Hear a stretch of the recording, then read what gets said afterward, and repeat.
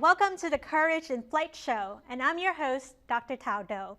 The Courage in Flight Show features everyday people who have taken courageous steps in their lives. Our hope is to inspire you to be courageous and reach for your dreams. Today, I have a special guest here with me. He is the Vice President of Education of the Toastmasters Get Up to Speak Club, or GUTS Club, and has been part of Toastmasters for more than 20 years. His name is Bernie Cohen. Now, Bernie, public speaking is something that many people are afraid of. What was your first experience like joining Toastmasters? Well, public speaking is very frightening for many people. Some people would say they'd rather face a firing squad than an audience.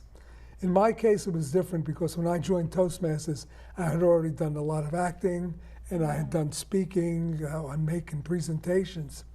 I went for other reasons, and the reason was that somebody advised me I should go to Toastmasters.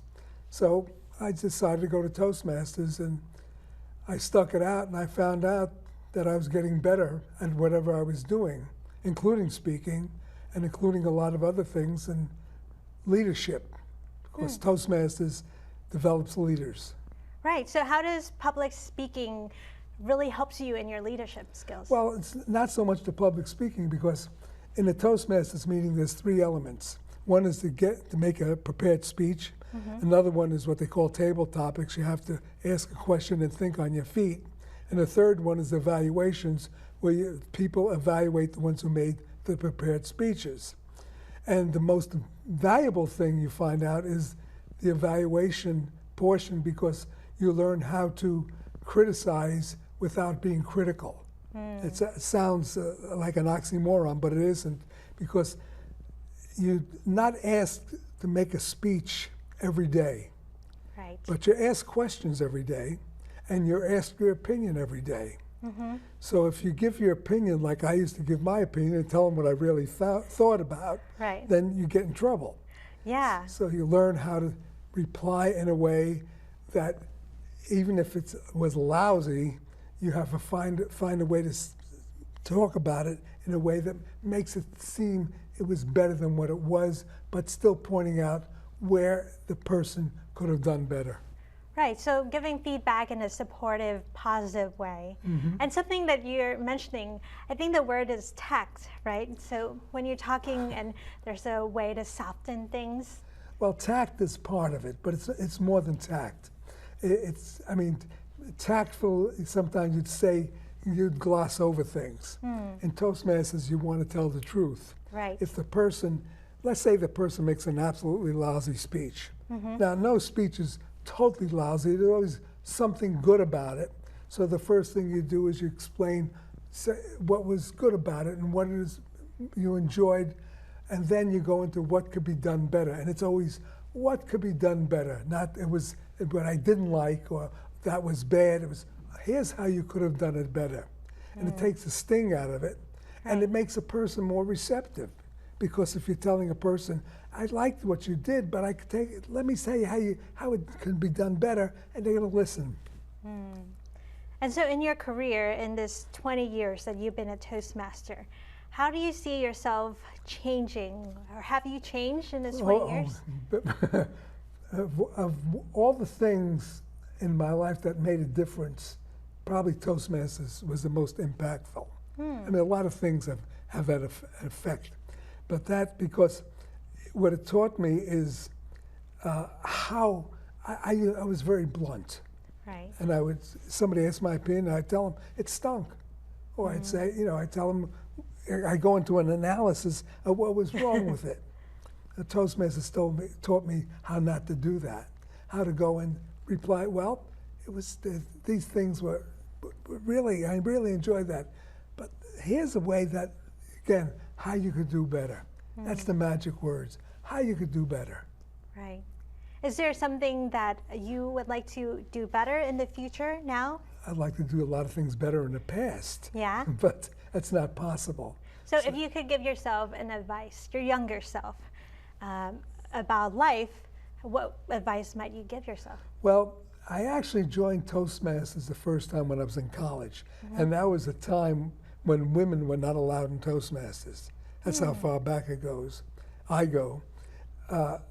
Perhaps if there were women in the club, I would have stayed, but I didn't stay, and that was probably the dumbest thing I ever did in my life, is not staying, because I think my life would have been a whole lot better if I had stayed in Toastmasters and learned the lessons. I didn't give it a chance. And that's one of the keys, is sticking it out.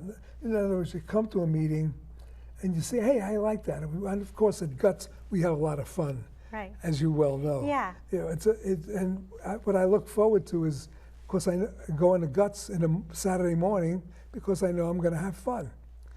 But it's more than that. It's sticking it out and going through the process, which is making your icebreaker speech, your other speeches, taking part in table topics, doing evaluations, and then maybe running for office, which, even though you might be a head of a corporation, running for office in Toastmasters gives you another responsibility. So every facet of Toastmasters is what goes to make a better person.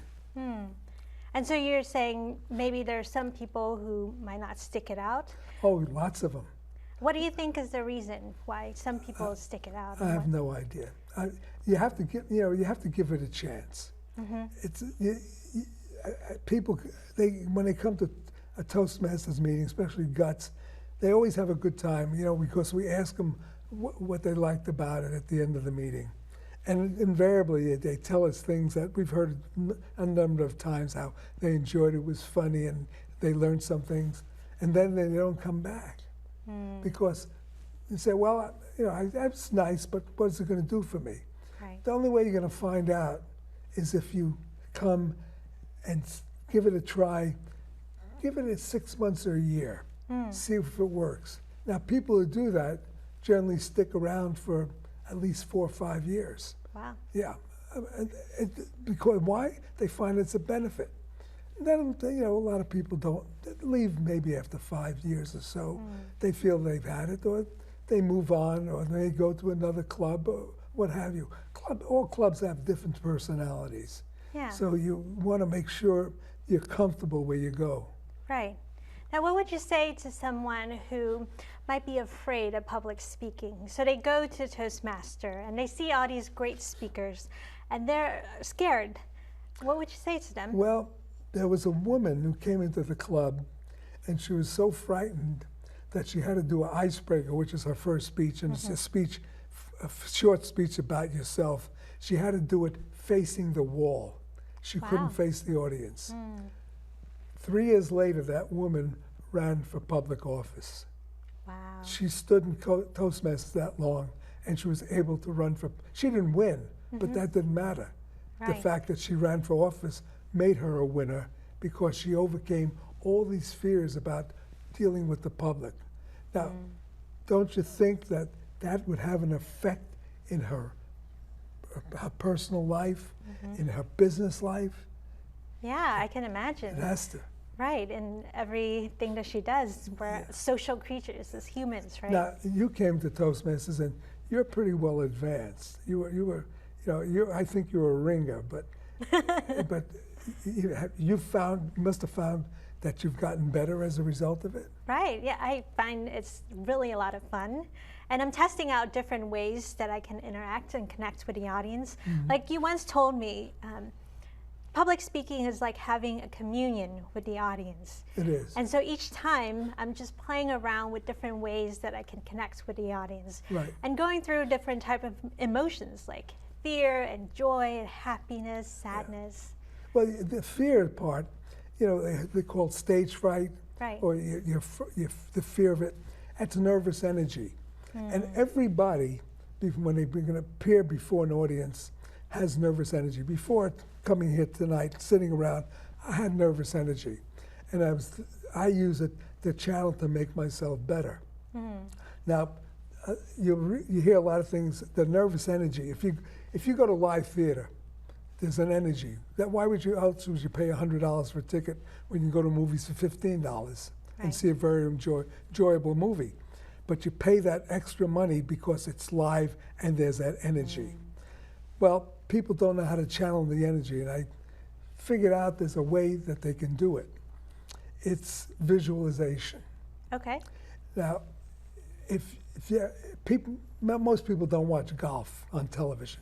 Right. But I really suggest that they watch a golf match. It doesn't matter if amateur, women, seniors, or the regular tour.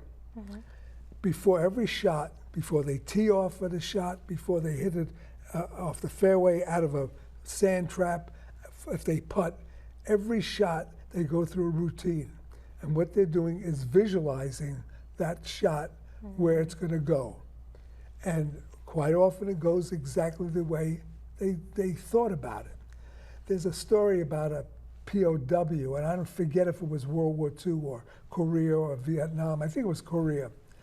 And he was in the prison camp for a number of years. And every day he visualized him playing golf at his home golf course, which he knew very well. And he played the whole course, good shots, bad shots. So when he was released and he came home and he went to the golf course, he played his game. In other words, a few strokes over par. Why? Because he was visualizing that game for years, so he was entirely comfortable doing it when he got to the actual situation.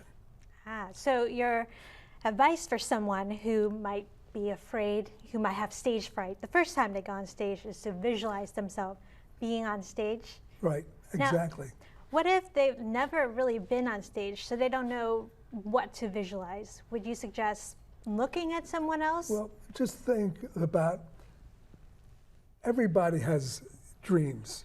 You know, they just think about the way things are going to happen, which they really do, but they think of how it would be great if they think about it. Well, just think about that.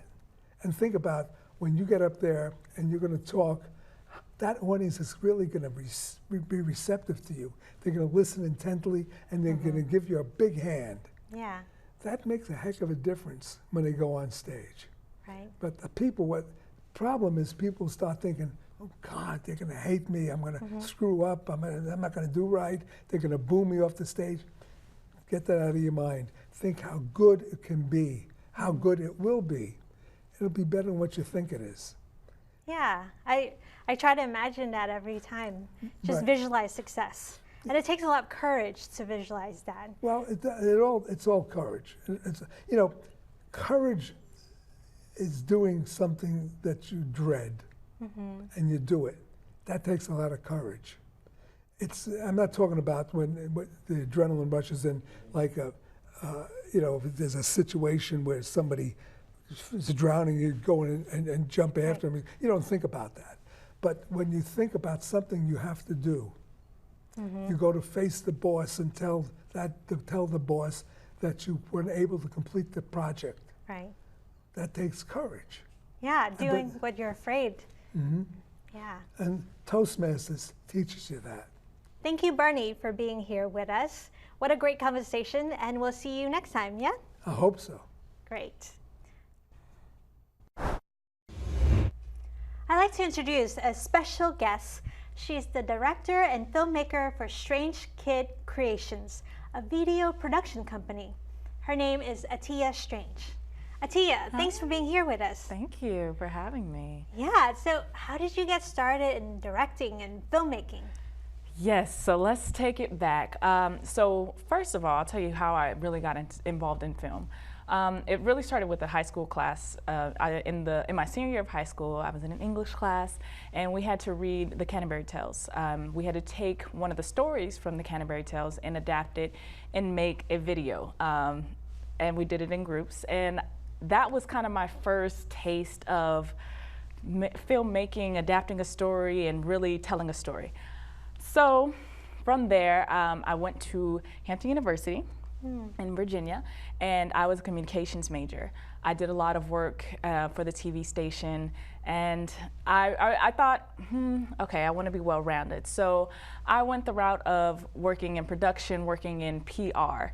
So I was doing marketing, I was doing branding, and I was also working for the TV station.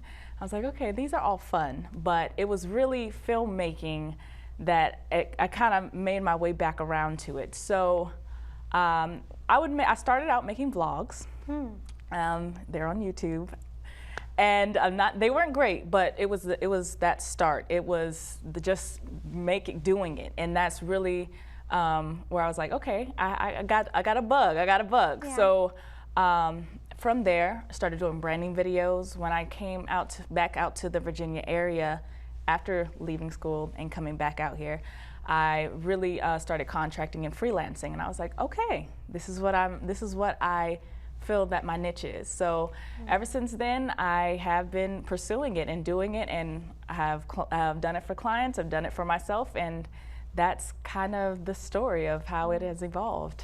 What about film and video attracts you? Well, I really like the creativity and the way that you're able to shape a story. So I will say that I'm an editor.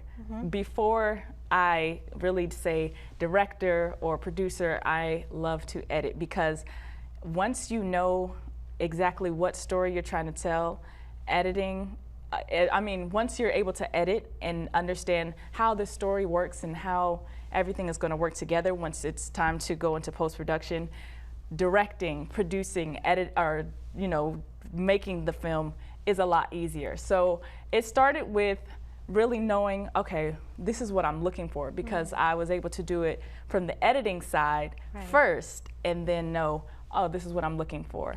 So what really interested me was, wow, I can put this together, and it can weave this story that is just something that you never would have thought of. And being able to take this part here and put this other piece together to make a complete story, it just does it for me. Yeah. So that's really what I enjoy about it, taking many things and just making one full product. Right, so it's like putting together different type of puzzles together, right, and creating a story. Exactly. Now, are there certain type of stories that you're interested in telling? Is there a theme throughout? So I really like to tell creative love stories. That's really what I'm a hopeless romantic, and that's what I normally do. I've tried my hand in comedy. I'm not that funny. Maybe a writer would be able to better assist me, because I pretty much do everything on my own. I write, direct, edit, all of the above. So just help in that area as far as my comedy. But I really like love stories. I really like telling dramas, actually. So that's kind of the area that I like to stay in. Wow. And your production company is Strange Kid Creations. Strange Kid Creation. Now, how did you come up with that name? So yes, my last name is Strange. And so I was like, I have to use my last name because it's unique. There's not too many of the Stranges out there. So right now, Strange Kid Creations is what I'm working with. I like the name, and it could change down the line, but right now, Strange Kid Creations, it kind of tells you what I'm doing, creating, and I'm the strange kid. So that's where the name came from. So has this journey been pretty easy for you, or is there anything that you had to overcome to get to where you are? Oh man, that is a question. So there's been so much that I've really had to overcome. I've always had kind of a fear of people critiquing my work. So just taking that first step to actually put my work out there and have people actually watch it was like a huge step for me.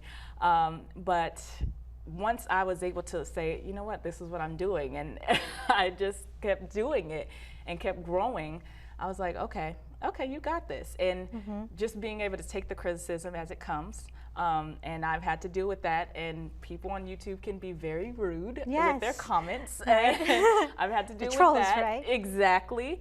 But just learning and growing, constantly growing and still growing. I'm not where I want to be, but I'm definitely not where I was. So I can definitely say that I'll continue to evolve as a filmmaker, and that is all I really want to do, is continue to grow, become better. And that is, for me, just stepping out there every time, not being afraid, is true courage. Yeah. So do you have any advice for your younger self, if you've known what you know now? What would you tell yourself? Oh, young Atiya Strange.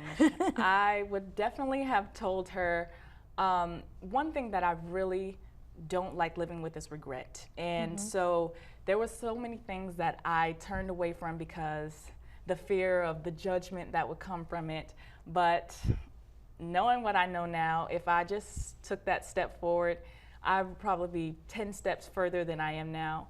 But one thing I can say is it's never too late. So now that I have taken those steps and I'm continuing to take those steps, I'm just going to continue to move forward.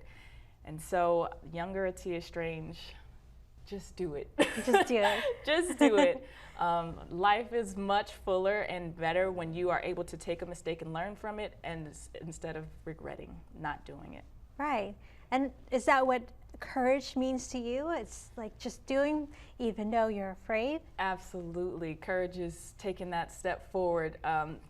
So much of what I do is, it also runs hand in hand with my faith. So for me, I think that being able to take that step out is the same as being able to believe.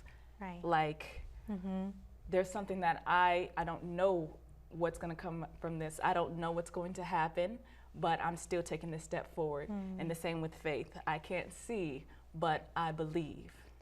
So those things work synonymously for me.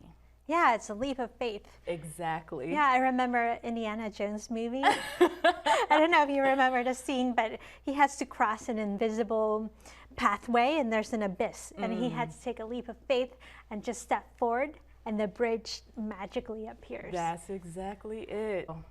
Even though we're not able to see it all the time, someone's always got a hand over us, someone's always watching us, and that gives me comfort. So that is what kind of alleviates that fear and allows me to continue working forward and believing and having faith and courage.